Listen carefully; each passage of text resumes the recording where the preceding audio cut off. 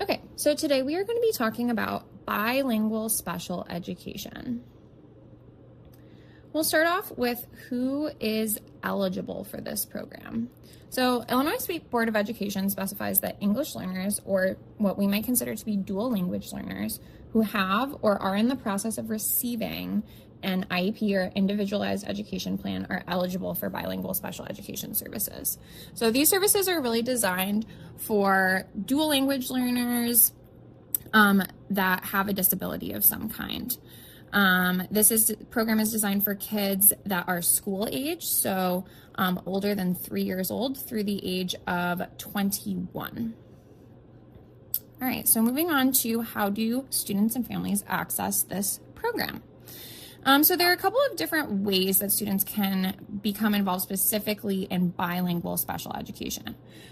So screening for bilingual services occurs when new students enter school, and they are by law required to send a home language survey home with them to identify English learners.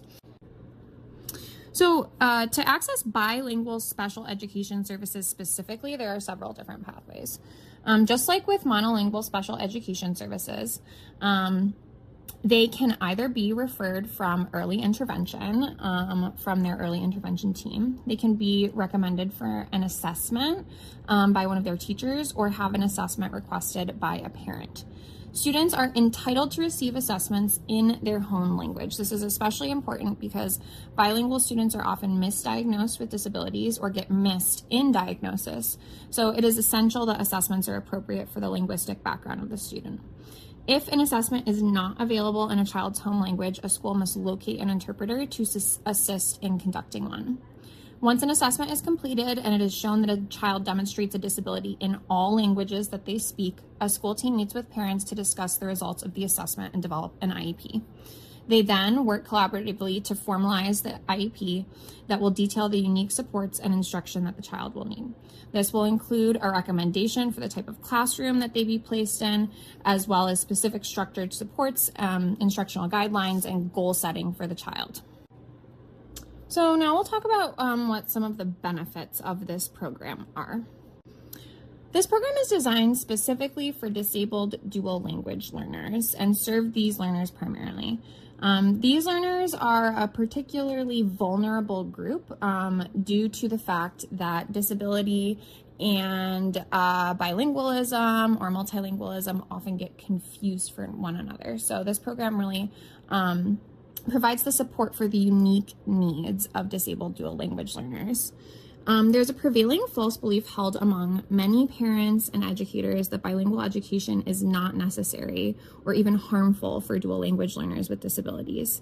Some teachers and parents, might believe that learning two languages at once slows progress of language acquisition. Some parents might hold the belief that learning English only will provide their children with a better future.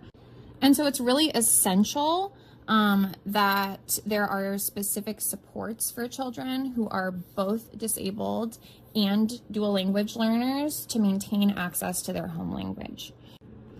This really helps support development of a student's identity, maintenance of their relationships with family and community members, and developing cognitive flexibility. So the limited protections of this program, although it is not all-encompassing, and often it is a challenge to serve disabled bilingual students, even with structured supports, but this program does provide structure for disabled bilingual students to access both bilingual and special education services.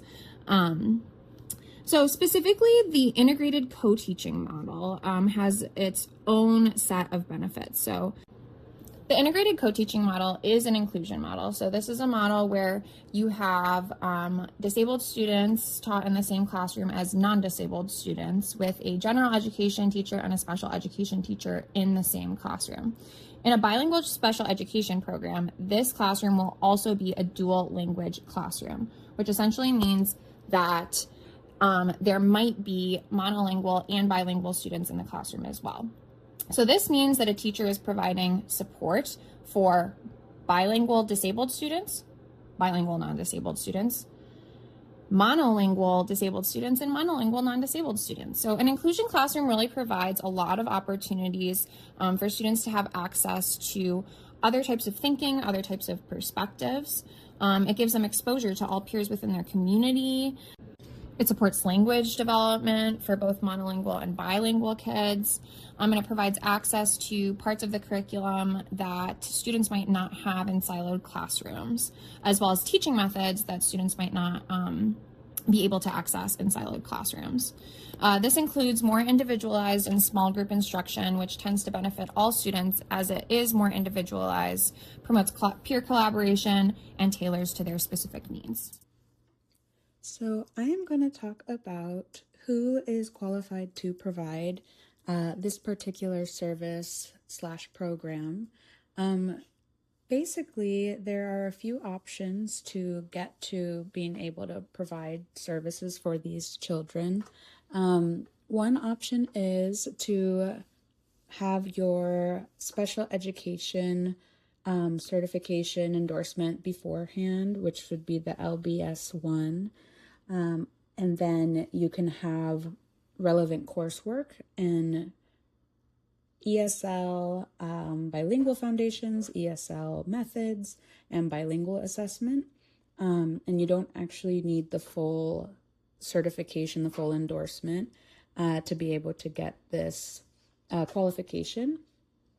The other way is kind of the reverse, where you already have your ESL endorsement, and now this could be ESL or bilingual endorsement, and then you add on the special education coursework. So that would be the LBS1 characteristics and methods coursework, and then psychological diagnoses for exceptional children. And then, of course, all of this has to be with the basis of Pell. So your professional educator license has to have already been acquired. And then the other component is just depending on what grade level you are teaching, you will need that certification as well to be able to serve these children with the bilingual special education certificate. And then from there, the co-teaching versus self-contained, this is a little bit tricky for me as somebody newer to the field. But basically, co-teaching means two or more educators in a classroom, and they might have different certifications, but they will work together to make sure that they can educate their diverse classroom needs. And so that means, there will be a mix of children. This is often the least restrictive environment. So, this would be students with IEPs, without IEPs, English language learners, monolingual English speakers.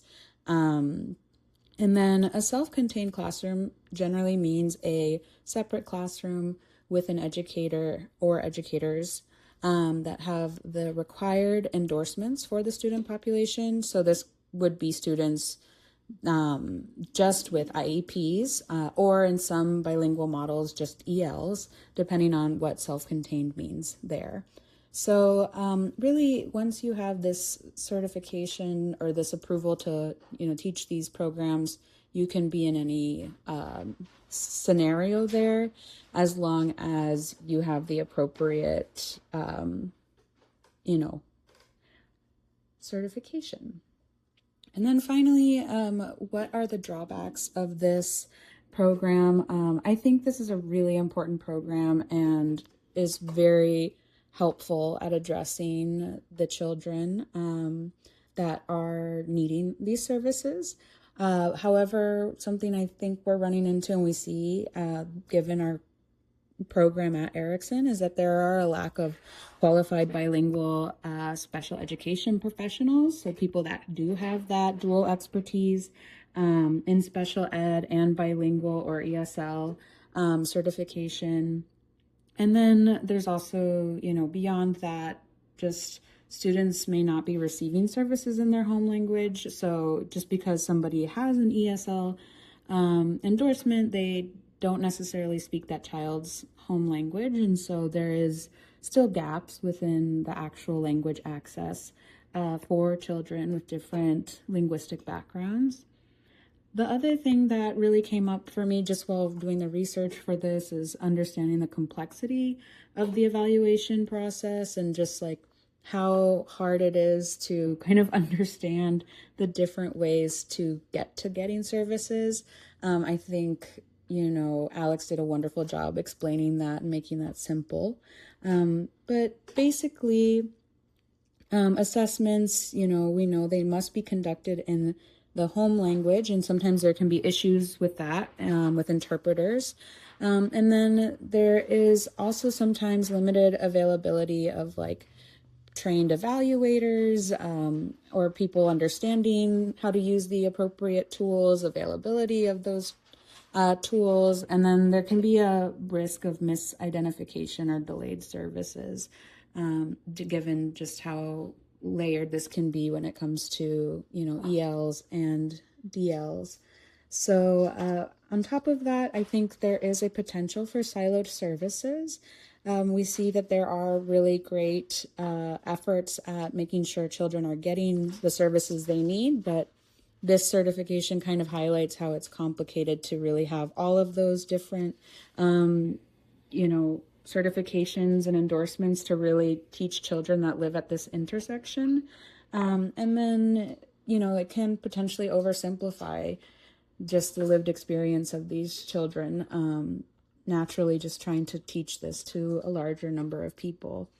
And then limited family access. I think in general we see this with language is not like the only barrier.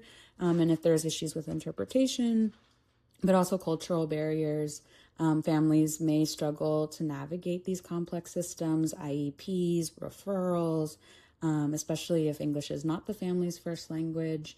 And then, layer onto that some disabilities are genetic and some parents have gone undiagnosed their whole lives. And then there can also be a power imbalance in general in these spaces. So it can be harder for families to voice concerns or really speak up.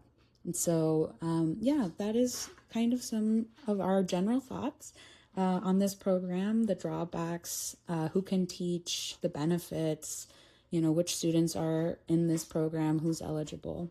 But thank you.